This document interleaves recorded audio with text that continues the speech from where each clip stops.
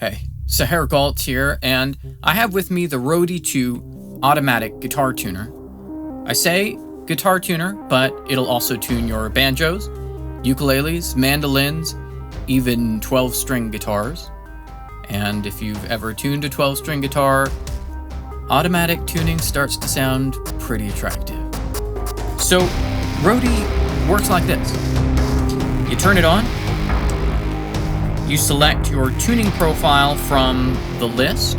This can be specific instruments like mandolin or 12-string guitar, or you can store custom tuning profiles like drop D or DAD-GAD or one of your own devices. Then once you've selected the tuning profile, you pop it on the tuning peg, strum,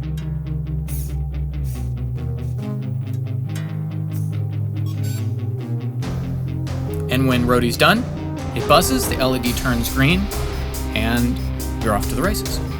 Roadie also interfaces with your phone, where you can use an app to add your instruments, create custom tunings, including changing the reference frequency from 440 Hz. And the changes on the app conveniently sync with Roadie at the push of a button. Now, there's no denying that Roadie is convenient, but what matters most to me is time. The whole reason I got interested in the Roadie tuner in the first place is I want to spend less time tuning my guitar and more time making music with it. So we need to run an objective test. A race.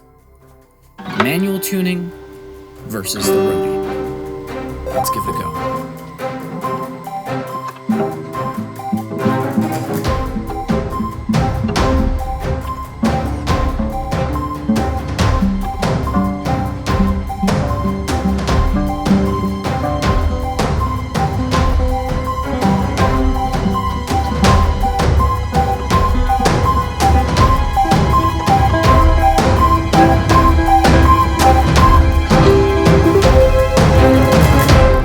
So Roadie puts on a pretty good show and is no doubt an impressive tool, but there are some concerns that I want you to be aware of. The first thing to note is Roadie's not perfect. It'll leave some strings slightly out of tune, even after a second pass. Admittedly, I'm pretty exacting when it comes to guitar tuning, so this means I have to go back and check Roadie's work with manual tuning, but I was pretty surprised to see that Roadie makes mistakes. Also, on my unit anyway, the scroll wheel is just a little bit janky. So when navigating menu selections, it'll lag or jump ahead or not register that you've turned the scroll wheel at all. And it seems like Roadie doesn't always know what string it's on, which leads to some unique problems. If you're a little slow about moving to the next tuning peg after Roadie's done, it'll start tuning that same string to the pitch of the next one.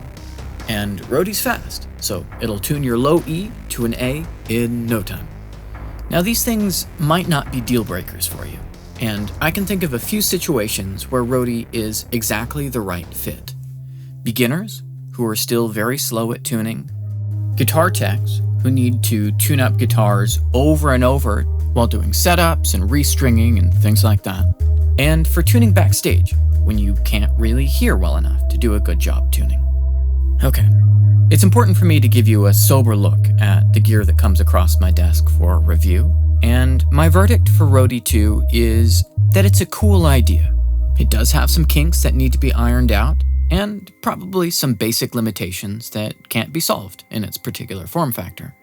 But it has its uses, and depending on what you're looking for, Roadie might be perfect for you. Alright, so that's Roadie 2. Special thanks to Band Industries for providing me this unit to review. That's it for this time. Any questions? Ask me in the comments. Subscribe so you catch my future videos. Hit the notification bell so it lets you know as soon as I post. And as always, thanks for watching. I'm Sahar Galt. I'll see you next time.